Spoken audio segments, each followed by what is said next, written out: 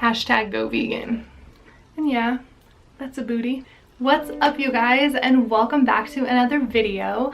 My name is Kristen, and today I'm going to be sharing my top 5 tips for anyone who wants to go vegan.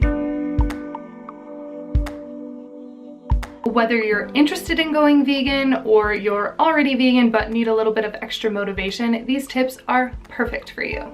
If you're new to my channel, then welcome. My channel is all about finding your best self through the vegan life. So if you're interested in vegan recipes, what I eat in a day videos, vegan nutrition information, exercise tips, DIY beauty stuff, self-care, self-love, and a shit ton of other stuff, then make sure to subscribe to my channel. All right, now let's just get right into it. Let's dive right into my top 5 tips for anyone who wants to go vegan. Tip number 1 would be to educate yourself.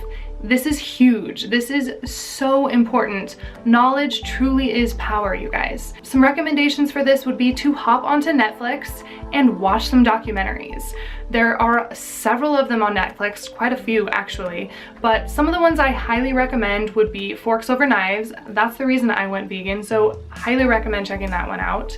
Vegucated, Cowspiracy, Fat, Sick, and Nearly Dead, Food Inc. There's lots of them. So hop onto Netflix. If you don't have Netflix, I think you can do a 30-day free trial, so totally worth it. Watch as many documentaries as you can about veganism and go from there. Another thing that I did is I went on down to the good old public library and checked out as many vegan cookbooks as possible. Seriously, like stacks on stacks.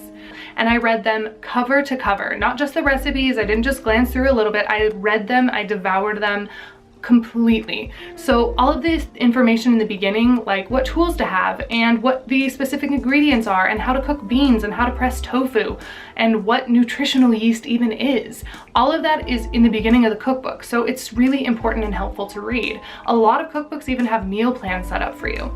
And then as far as the recipes go, I just read through the recipes like a book. So I look at all the ingredients and I read all the steps. And even if I never make that recipe, I at least have some of that stored in my brain. So when I'm trying to be creative in the kitchen, maybe something will pop up and I'll be like, oh yeah, I think I read that somewhere. So I would recommend going and reading cookbooks and checking out as many documentaries on veganism as possible. My second tip is to keep your why in mind. This is so important. This is the biggest one for me. This is probably my favorite tip. It has helped me stay on track so many times. So why are you vegan? Why are you wanting to go vegan? Is it for the animals? Is it for your health? Is it for the environment? Or all three? Whatever it is, keep that in mind whenever you're feeling like you're starting to get off track a little bit or deviate from where you'd like to be. I know for me, when I first went vegan, the hardest thing was cheese. That's because there's opiate-like chemicals in it and it's addicting as shit. So after the first 30 days or so, my body kind of got rid of all of it and I wasn't craving it as much anymore. But every once in a while, I still would be craving it, especially in that first like 30-ish days after going vegan. And what really helped me was not just saying, nope, not gonna have that, because that's really hard to do, was really thinking of what happened in those factory farms to those cows in the dairy industry. And I'll make a whole nother video on this soon because it is absolutely awful. It's worse than the meat industry. And once I learned all about it, again, by educating myself, I just knew I couldn't do it anymore. So anytime I would feel tempted to have some cheese or something like that, I would just connect with those images and those, you know, those horrendous things that I learned about that were happening. And I just wanted nothing to do with it anymore. It sounded really actually disgusting. So that helps me a lot, is really connecting to my why. So do some soul searching, get out a journal, write it down. You know, why do I want to go vegan? Why am I vegan? And anytime you start to kind of get off track, just go straight back to that and it will totally help you out.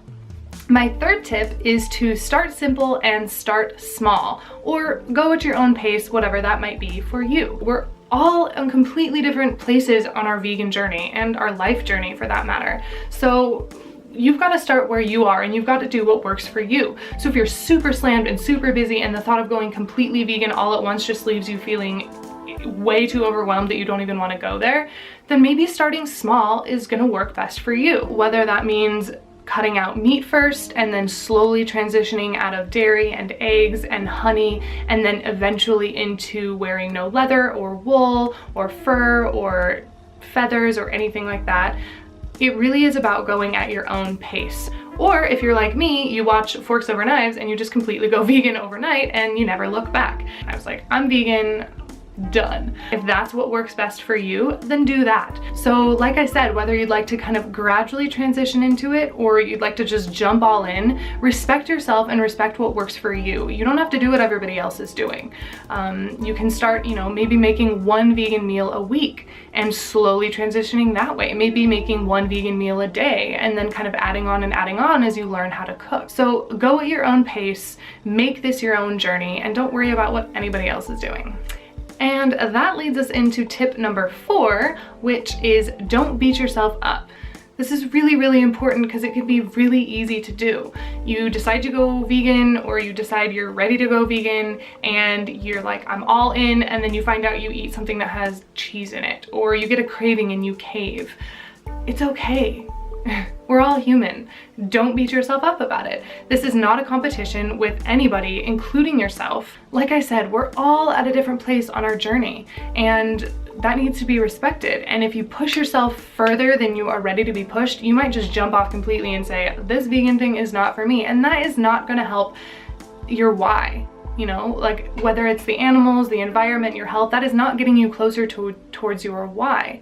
So it's really important to remember that this is not a competition. So really focus on taking it easy on yourself a little bit. We're all gonna make mistakes and we're all gonna have missteps. So it's really about growing and learning from each of these experiences instead of beating yourself up about it.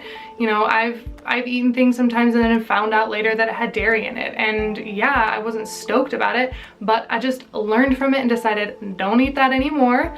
I learned that that now has dairy in it and I'm not gonna eat it anymore. So really learn from your mistakes, grow from them. Don't beat yourself up, please. It's not worth it. It's not gonna get you anywhere. It's just negativity for no reason.